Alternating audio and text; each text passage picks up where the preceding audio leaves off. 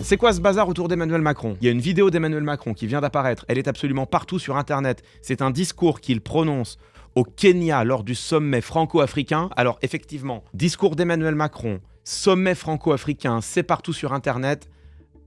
Généralement, ça veut dire qu'il a dit une dinguerie. Potentiellement, une take néocolonialiste absolument insupportable. Il y a une vidéo qui a été diffusée par Brut. Millions of clothes come into the country, but a lot of them go to our dumping sites, destroy our environment, open air burning, air pollution, and our beaches are dirty.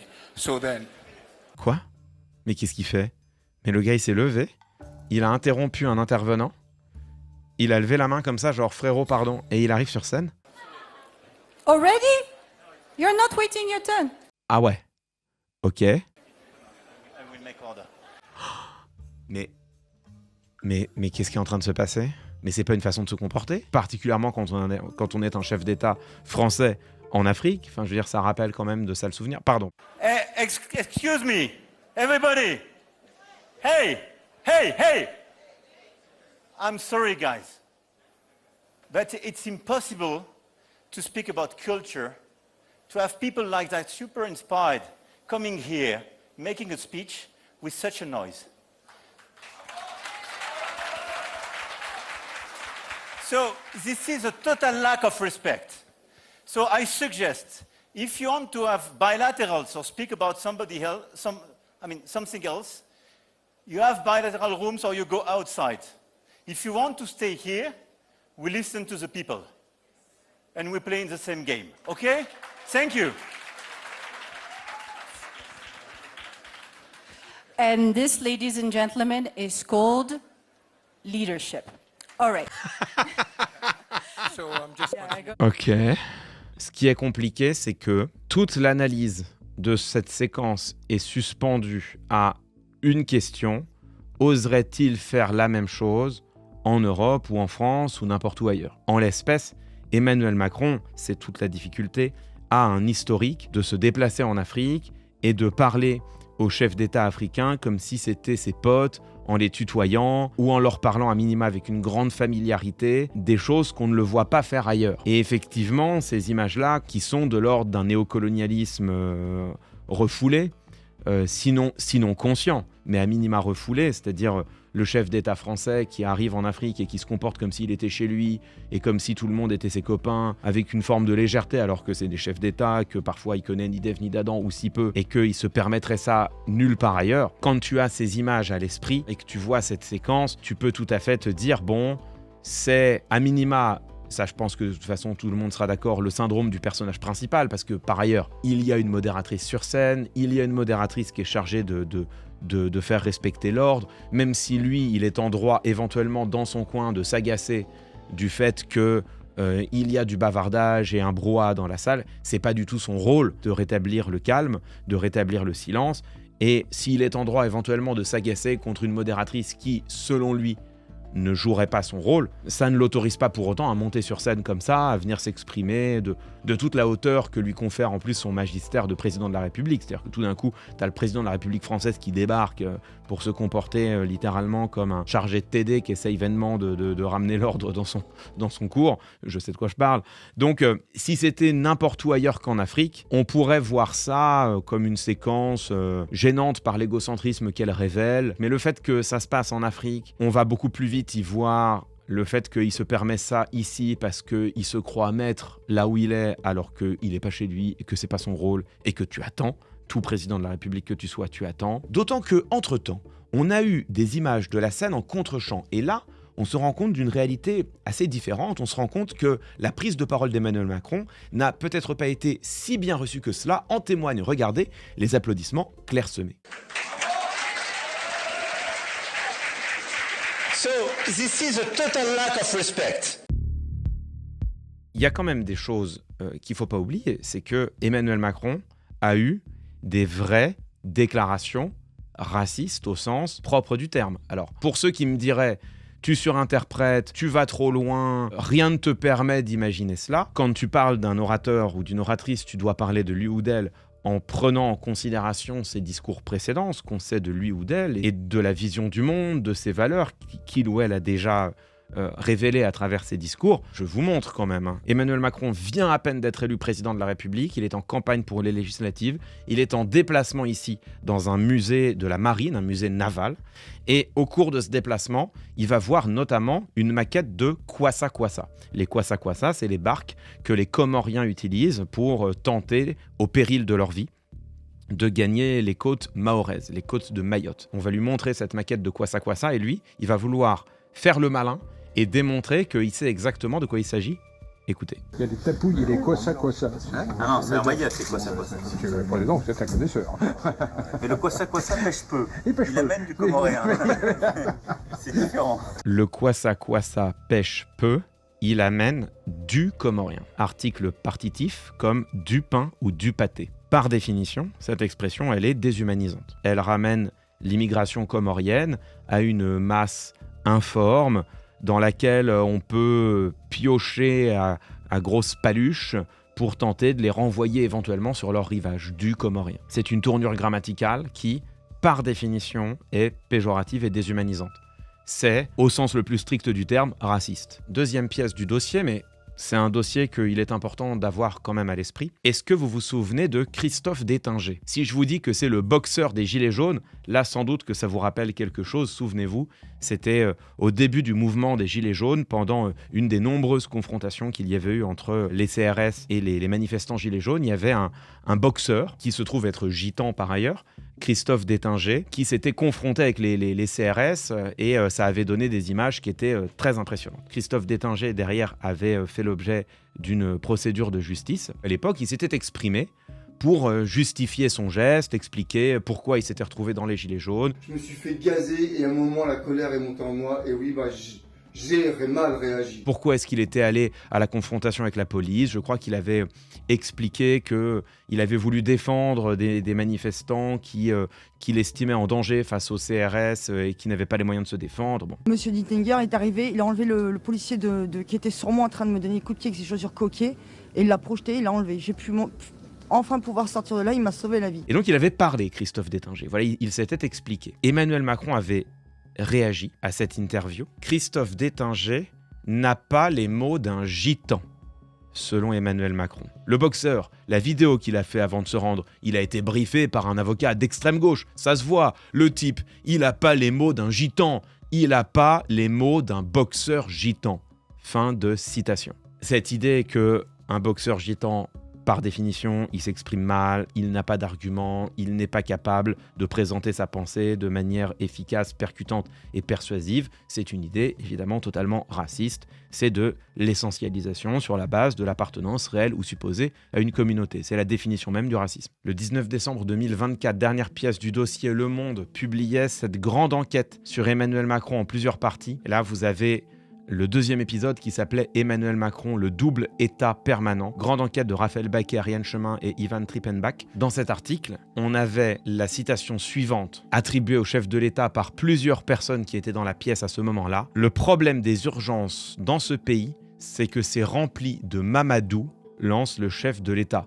Non, c'est pas le premier problème de l'hôpital, nuance le ministre de la Santé. Si, vas-y, tu vas voir. Fin de citation. Le ministre de la Santé en l'espèce étant Aurélien Rousseau qui depuis a rejoint, on le rappelle, Raphaël Glucksmann. Évidemment, ai-je besoin de souligner à quel point l'utilisation du prénom Mamadou comme une synecdoque pour désigner tous les Noirs et plus généralement toutes les personnes immigrées, c'est là aussi d'un racisme absolument confondu, c'est ramener l'intégralité d'une communauté à un stéréotype. En plus, c'est politiquement raciste, c'est-à-dire que c'est ramener le seul problème des urgences à l'immigration, ce qui est faux, tout le monde le sait. Quand vous reprenez les pièces du dossier entre les kwassa-kwassa pêche peu, ça amène surtout du comorien, Christophe Détinger, ce ne sont pas les mots d'un gitan, ce ne sont pas les mots d'un boxeur gitan. L'article du Monde, le problème des urgences dans ce pays, c'est que c'est rempli de Mamadou. Et encore, ce sont les seuls dont on ait connaissance. Combien d'autres prononcés dans le secret de 4 murs que nous ne connaîtrons sans doute jamais,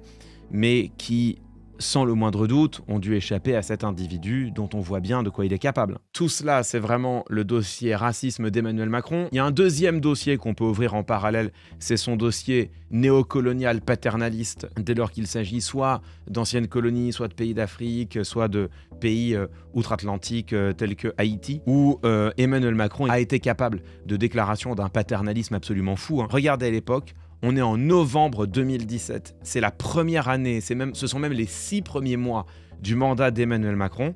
Et regardez comment, à l'époque, il parle au président du Burkina Faso, au Burkina Faso. Quelque part, vous me parlez comme si j'étais toujours une puissance coloniale. Mais moi, je ne veux pas m'occuper de l'électricité dans les universités au Burkina Faso. Ce qui, par parenthèse, est une manière de réduire le néocolonialisme vraiment à sa plus petite lorgnette. Même lui, il sait que la problématique néocoloniale, elle est 1000 fois plus complexe et qu'en fait, quand il dit ça, il fait du populisme de bas étage, il fait de la démagogie, il dit quelque chose de facile. Les problématiques néocoloniales, elles se trouvent ailleurs, notamment dans l'emprise qu'ont encore les grandes entreprises françaises, notablement l'Empire Bolloré sur le continent africain. C'est le travail du président. Du coup, il s'en va, reste là.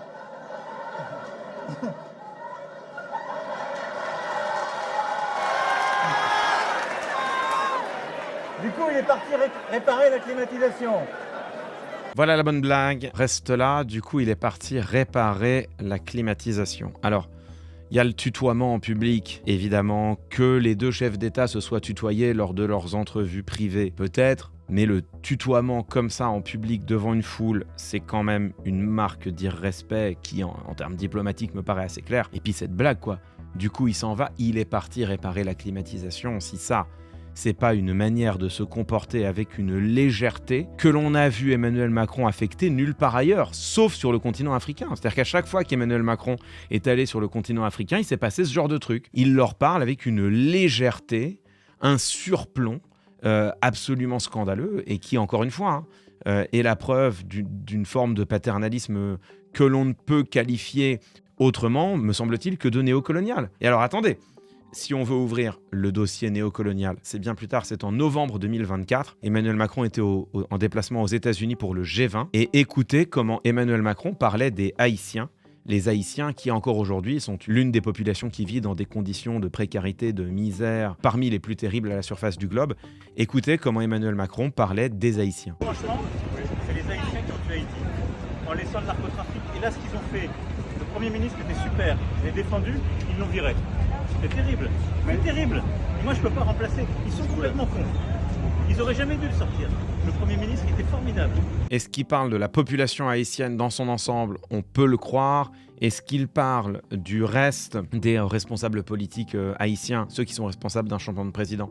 On ne le sait pas exactement, mais en tout cas, cette manière là aussi de parler d'un autre pays en prétendant regarder avec un tel surplomb, un tel mépris, une telle condescendance et au fond un tel paternalisme leur choix politique intérieur, ça aussi, si c'est pas des relents de paternalisme néocolonial, je ne sais pas ce que c'est. Quand vous voyez l'intégralité du dossier, la séquence qu'on vient de voir, elle prend quand même une tournure différente. Il est difficile de ne pas se dire que sans doute ne se serait-il jamais permis de se comporter ainsi dans un meeting officiel au sein de l'Union européenne, par exemple. C'est ça qui est intéressant, c'est tout cela n'est que conjecture. Comment faut-il lire cette séquence? Chacun se fera sa propre opinion. Par contre, les attitudes racistes et néocoloniales d'Emmanuel Macron, elles préexistent à cette séquence, à cette vidéo. Elles sont bien plus anciennes et elles, me semble-t-il, pour le coup, elles sont avérées. Maintenant qu'on a tout le contexte, revoyons la vidéo. Peut-être va-t-on l'apercevoir différemment. To our dumping sites, destroy our environment, open air burning, air pollution, and our beaches are dirty. So then, Il y a quand même une attitude de suricate. C'est suricate Macron, quoi. destroy our environment, pollution, and our beaches are dirty. So then, Et il les interrompt. Il prend sa parole. I will make order. I will make order. Non mais sérieux, franchement, maintenant qu'on a vu tout le reste, I will make order. C'est difficile de pas y voir une attitude de white savior, quoi. Une attitude de sauveur blanc qui se croit tout permis parce qu'il est en Afrique et que lui, il va ramener l'ordre. I'm sorry, guys, but it's impossible to speak about culture, to have people like that super inspired coming here, making a speech with such a noise. This is a total lack of respect. So I suggest, If you want to have bilaterals or speak about something else, you have bilateral rooms or you go outside. If you want to stay here, we listen to the people.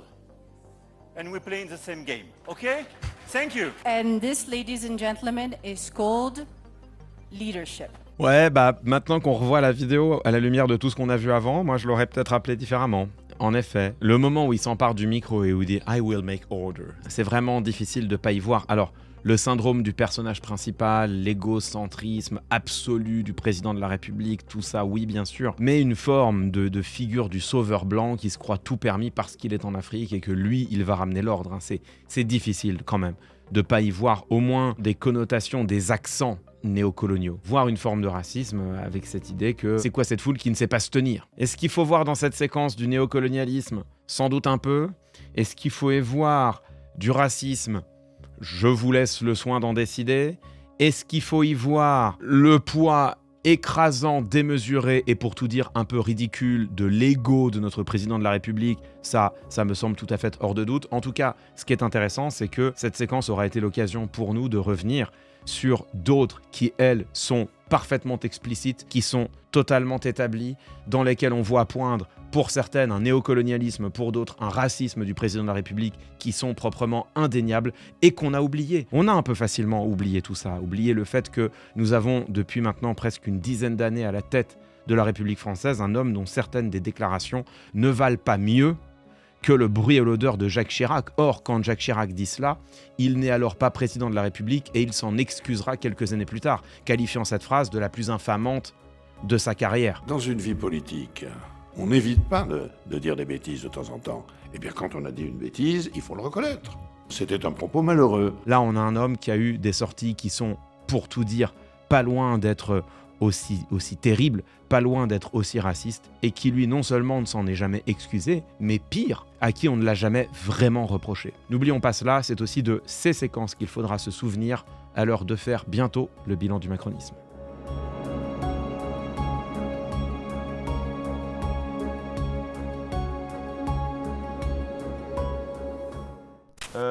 Ça va, il piasse? Regardez, le chat, il est à la fenêtre, quoi. Je vais sortir le chat. Il piasse? Ouais.